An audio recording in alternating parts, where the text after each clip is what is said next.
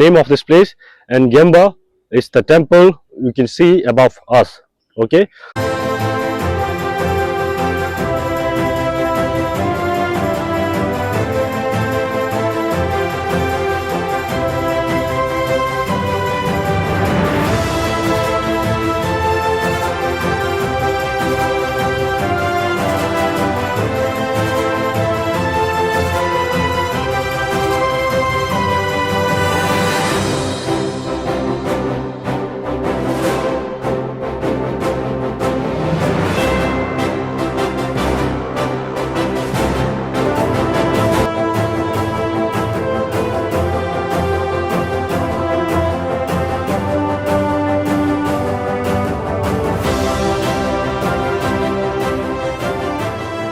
The beautiful statue over you see over here, statue of Buddha Dordinma. So it was built in the year of 2007.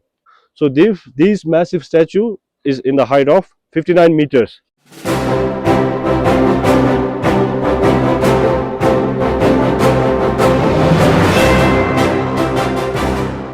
So this is the Changgangkha Thagang, which means the Changgangkha temple on top of a hilltop of a Chang valley. It was built in the year 13th century for the children, those who are born under this Chang valley. Okay, so whenever the children is born under this valley, first they come here for the naming ceremony, the first hair cutting ceremony, the nail cutting ceremony, everything. Known as Memorial Chetan, which means a memorial stupa. So it was built in the year 1974, okay, in the memory of His Majesty, the third King of Bhutan.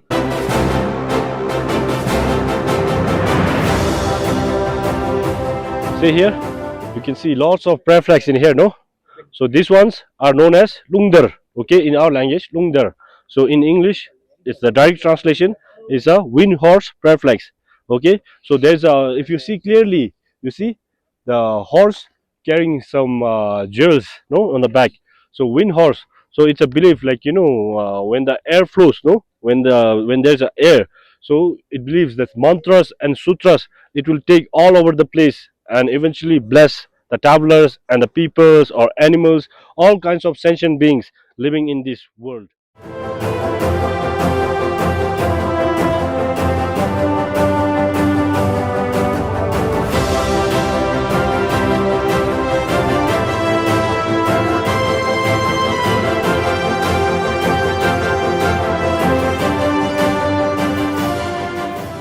So we are about to witness the flag down ceremony, okay, with the military troops marching here and then flag down properly. We'll witness that one, okay.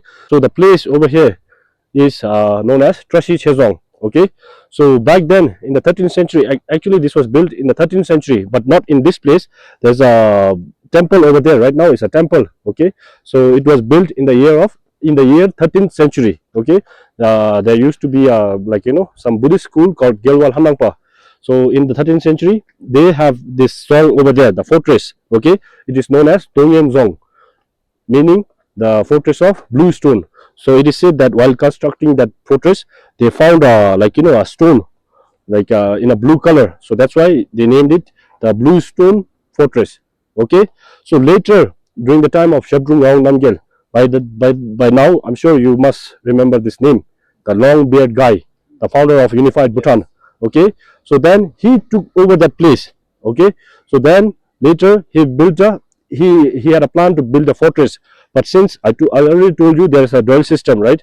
So in order to make a dual system, that place found very small, so then he shifted the fortress to the current location, okay. So in the year 1664, it was caught by a fire, and the fourth temple leader, the fourth Desi Tenzin Rabge, he rebuilt the Zong and completed in 1694.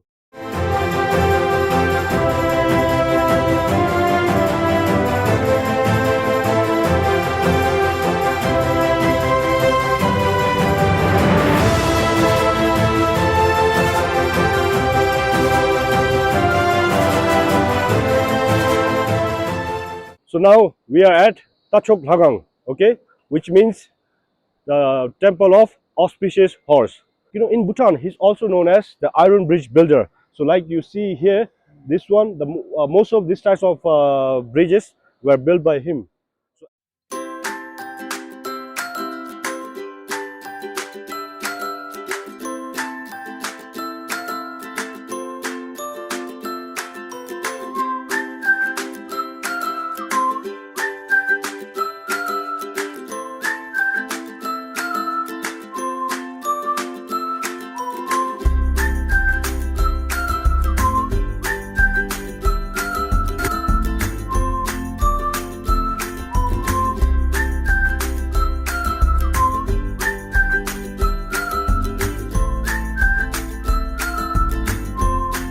Welcome to Paro Rimpung Zong, which means the fortress of Paro.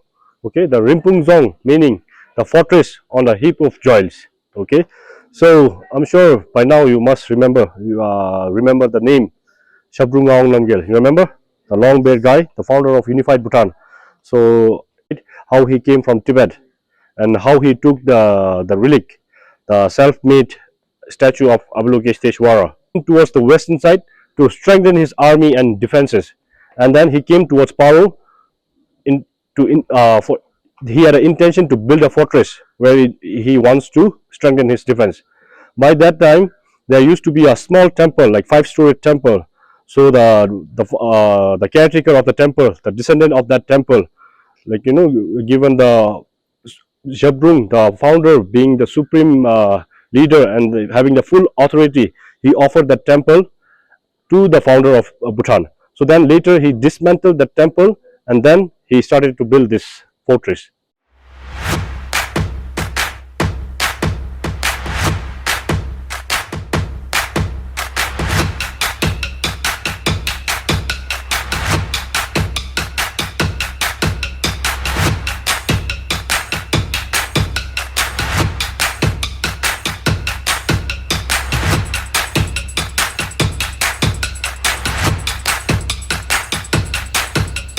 So when I got the confirmation that we're going to this country, then I felt that we have to make the use of this trip and make some memories here. So stepping into Bhutan, you already feel the positive vibe inside you. The cleanliness in it, the way, the systematic way the people live, the way they respect and receive their guests from other countries, and especially their spirituality. Their idea of spirituality is the best that I can say. I've never seen this type of spirituality in any other country. The three main divines of this country, they respect them, and these three divines, they take the ideas from them and truly use them. So I would like to say that the best place you want to, where you want to get an idea of spirituality, is that you visit to Bhutan. And thank you, that's all.